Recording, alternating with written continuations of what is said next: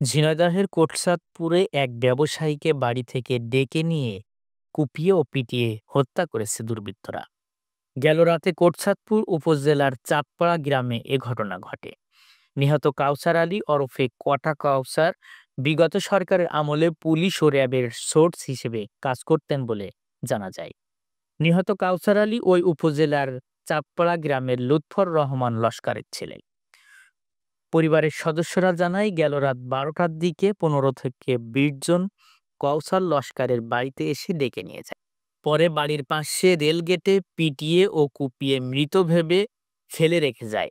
পরিবারের সদস্যরা টের পেয়ে তাকে উদ্ধার করে কালীগঞ্জ উপজেলা স্বাস্থ্য কমপ্লেক্সে নিয়ে গেলে কর্তব্যরত চিকিৎসক তাকে মৃত ঘোষণা করে। নিহত কাউসার কোটচাঁদপুরের জামাত নেতা ইনামুল হক মাস্টার হত্যা মামলার অন্যতম আসামি। পূর্বশত্রুতার জেরে এমন ঘটনা ঘটতে পারে বলে জানান পুলিশ। এ ঘটনার সাথে জড়িতদের শনাক্ত করে গ্রেপ্তার করতে পুলিশের অভিযান চলছে। জানতে পারি যে আমাদের টহল পার্টি একজন লোককে গুরুতর আহত অবস্থায় এলাঙ্গি শাহিনের রিসোর্টের পাশে রাস্তার পাশে পায়।